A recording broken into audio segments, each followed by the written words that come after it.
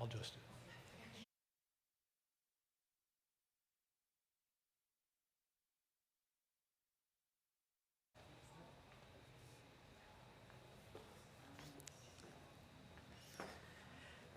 Everybody has heard about influencers. Maybe you've even tried influencing yourself, probably with varying degrees of success. Here today to share some real knowledge about influencer marketing in travel and tourism, we're very fortunate to have Marion Pyer from the Travel Blog. Please welcome her to the stage. Thank you so much, Brandon, and welcome here from Vienna. I'm really excited to host this session about influencer marketing. Thank you to TourRadar for having me. So we have, I think, 30 minutes time to talk about this very comprehensive topic that gets more and more complex, more and more professionalized as we speak. But today's topic is influencer marketing in a post-pandemic world. So what does that actually mean, post-pandemic world?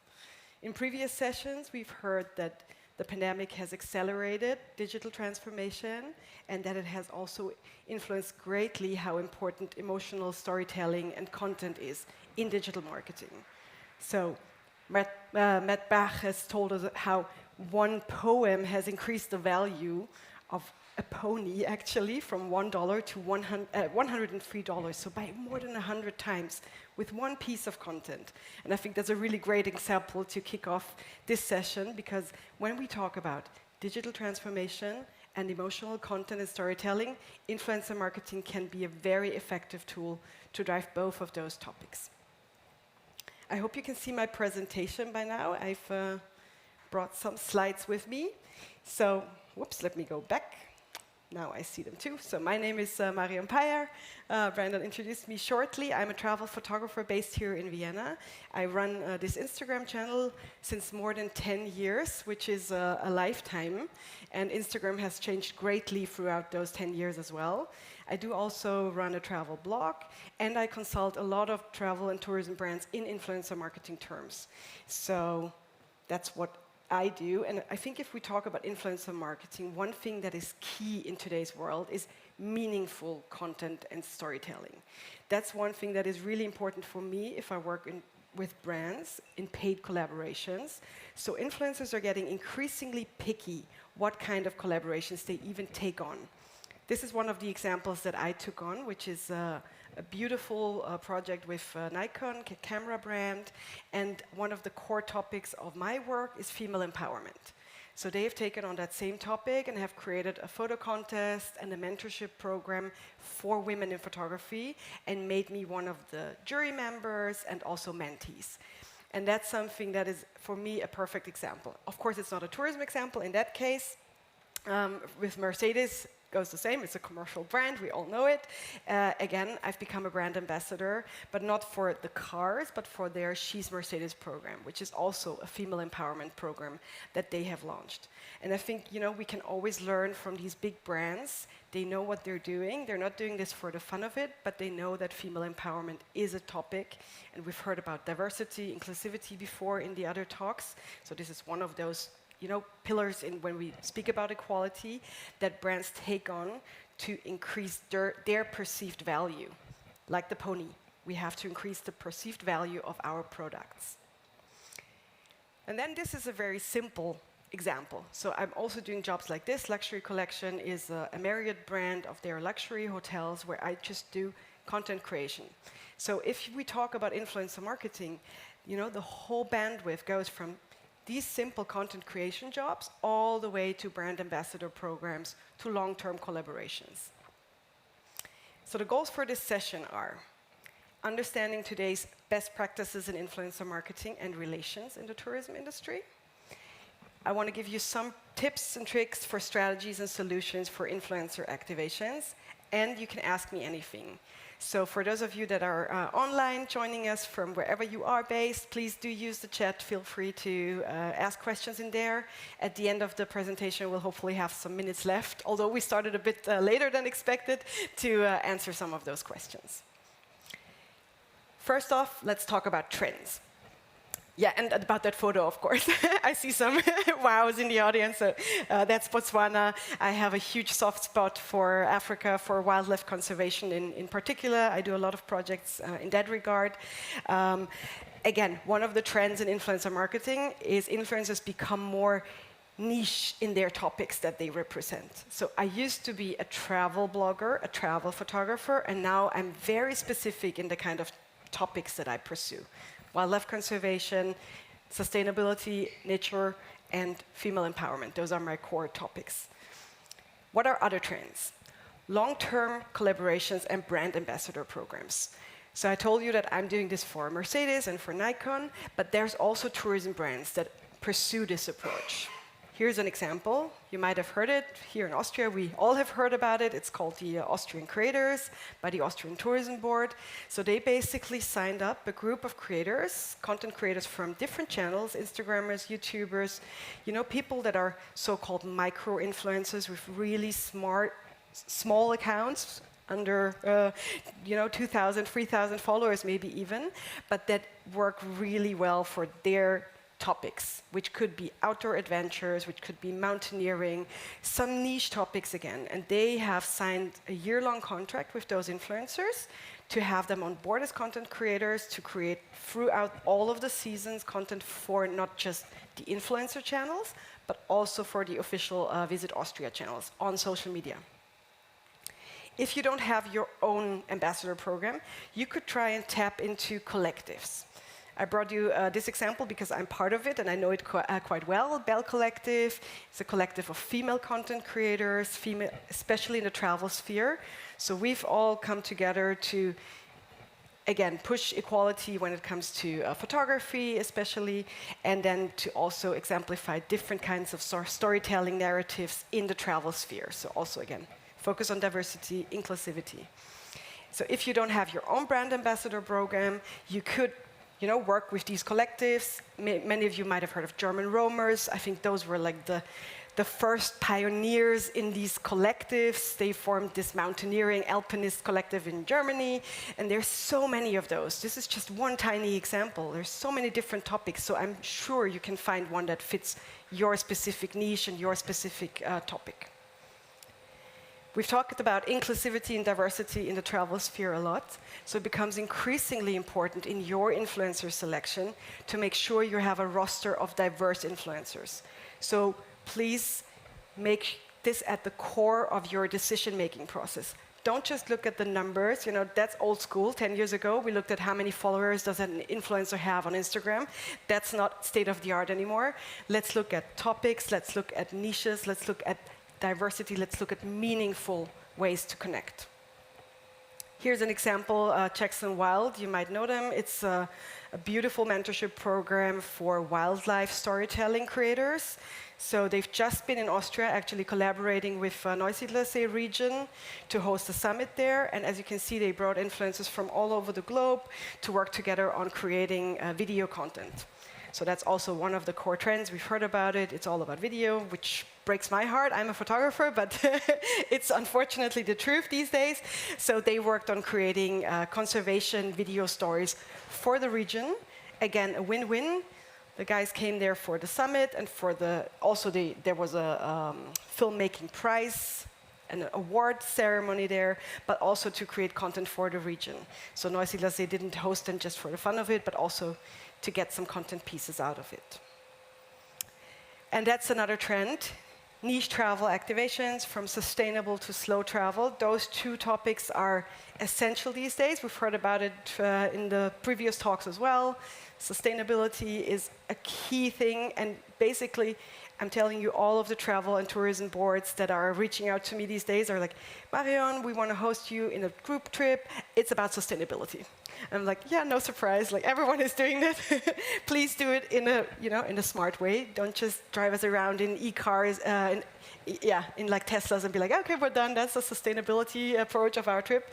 Make it smart. Create also valuable encounters for us on location. Bring us to these, artisanal handcraft makers that are really doing innovative projects in the region. Bring us the content that we also need to tell that story. Here's an example, again, a niche blog from Austria. They actually do a blog and a podcast. It's called Wein für Wein, Wine for Wine.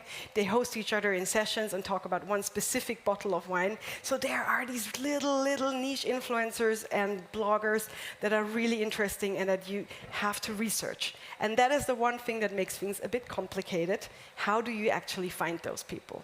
And we'll talk about that a little bit later. Then let's talk about individual versus group trips.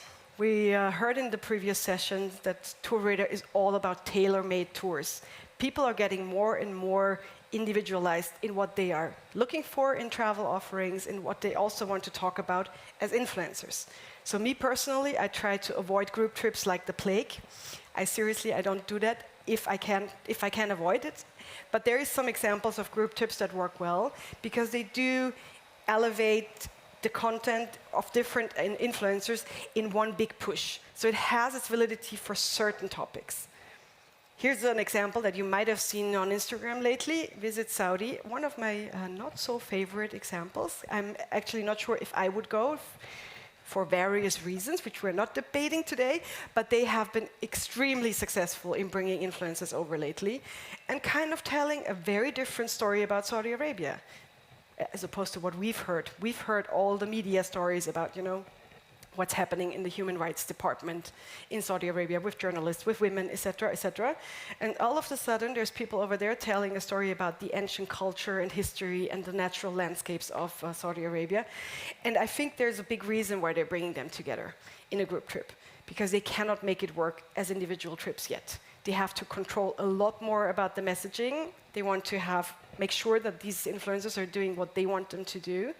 And I hope for most of you that isn't the case. I think most of you have an offer that is so, let's put it, clean and green that you can actually host influencers on individual trips and you don't have to control the narrative as closely.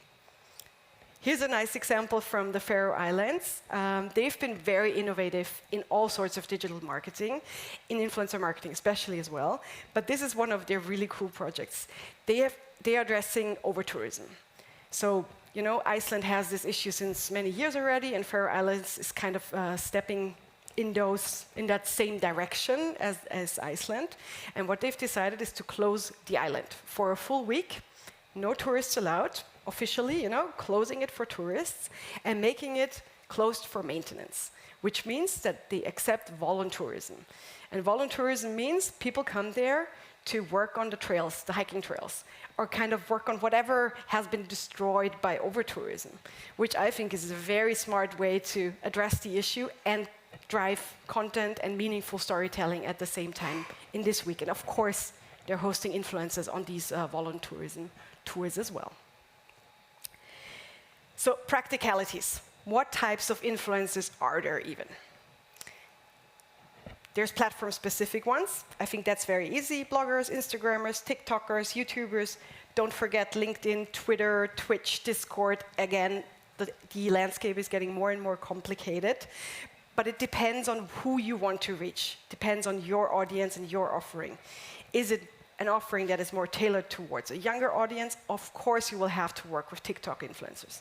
Is your offering a high-end? We heard about the $17,000 safari. Maybe TikTok is not the right channel for you. So that's also something you have to consider. Not just because TikTok is a trend, you'll have to do it. Depends on your target group. Then also professions. There are different types of influencers. There are stars who have a big following on Instagram. It's an influencer. There's working influencers, full-time bloggers who do nothing else than that. So they basically have to make their living from their blogs. Full-time versus part-time. There's people you need to pay for, and then there's people who you don't need to pay for. And I think that's also important for you to kind of define a roster or make influencer criteria where you say, okay, these types of influencers, we pay for this kind of outcome. We need whatever you need. You need their reach or you need their content creation. So what are your goals? And then you derive it from there. And then you have maybe a roster of, let's call them the micro-influencers, the smaller ones, the not working professional influencers, who you can reach by group events, for example. Size of the following, I have named it already, nano versus micro versus macro. If you Google that, you will find these beautiful graphics that show you anything over 1 million followers, that's a macro influencer. Well, it really depends on your market. In Austria, you're going to have a hard time finding someone over 1 million followers, unless he's a soccer player like David Alaba or so, but that's about it. Anyone else doesn't have 1 million followers, so the criteria depend on your country. So again, if you're making these lists or criteria for your brand and for your company, make sure to adapt it to your target group and country. And then type of influencers. So we have what I call personality influencers versus content creators. So the personality influencer is someone who is in front of the camera, talking to the camera, the classic YouTuber basically. And a content creator is someone like me, a photographer, a videographer, someone behind the camera. And this is very different in the approach on how you would work together with them. A personality influencer is someone that you want to have in front of the camera, doing live takeovers, being a brand ambassador. A content creator you would use to create content for your own channels, to buy usage rights. Be smart about that. Have the contract ready where it also says that you can use that content for your channels after the activation. And then topic niches, we have talked about that. It's getting more diversified, so family travel, backpacking, traveling on a shoestring, on a budget, luxury. It's getting more and more niched out, which is, in the end, good for you. So what's important? The right kind of activation for the right kind of influencers. And I've brought some examples. Sorry, that's a lot of text. I hope you can screenshot this either, or you can also look at the recording of this presentation after. But to summarize, a blogger, for example, you could use to create evergreen content. A blog post is going to be read for years, not just for 24 hours like an Instagram post. So you can already activate next year's topics, the next season. Use that blog for whatever you want to promote in the next year. And multi-channel content. It's going to be text, it's going to be video and photo. The goal to work with a blogger would be a long-term collaboration. An Instagrammer could be someone that you use for a campaign. So say it's a hotel opening, a product launch, and a seasonal event. Of course, also for content creation, because these guys usually come from a content creation perspective, so from photography or videography, for takeovers as testimonials, for ad campaigns. Please, we all have we have to deal with the reality that organic reach is declining on social media. So we have to put paid at the center of influencer marketing as well. We have to, include paid reach as a cornerstone of influencer marketing. The goal to work with Instagrammers would be co-creation. I don't know if you've heard about that term. For me, that is the gold standard when it comes to collaborations with brands, that they don't come with a full-on brief and tell me, this is all we have thought about in our little closed office, and this is what you have to do. But they actually invite me in much earlier in the process and actually ask me, Marion, we're planning this and that. How could we best do it together? Because I know my audience best. I know what works, what performs on my channels, and what doesn't. So please integrate me early on in the process, because then we can work on something together. And that's what's called co-creation. TikTokers. If you've never worked on TikTok, if you don't have your own TikTok, then use them to, push your own channel, to kick-start your own TikTok channel, for example, with takeovers, with content creation. Goal could be to reach these new audiences, these younger audiences. Podcasts. This is where it goes in depth. You could do expert talks, like Wine for Wine. You could really bring local makers and crafters and handcraft people to the stage and have these in-depth stories about your offering, about your destination, about your brand. Twitch. Yes, you could use Twitch. It's not just about online gaming. It's about travel as well. You could host live talks there. You could even stream events.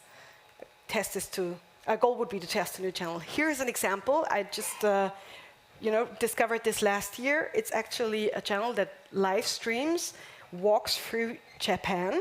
So they really just film how someone walks or rides a bicycle through the town. I thought it's insane, like who watches this? And if you look at it live, there was, 28 people watching that video. So I was like, that's not a lot.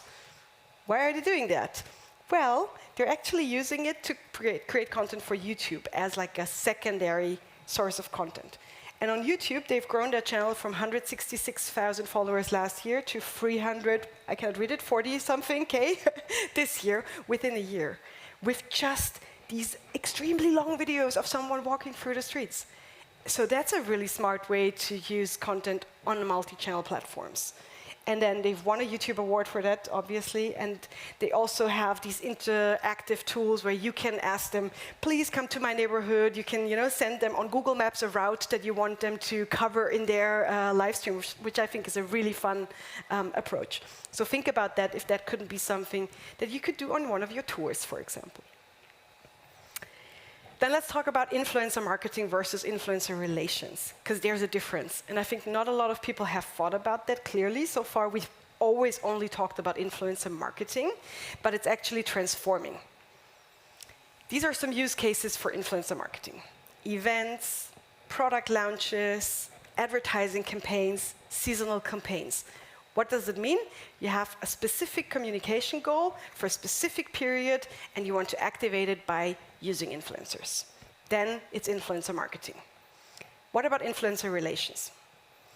You want a long-term collaboration, like the brand ambassador program, like Austrian creators. You want people that you work together with.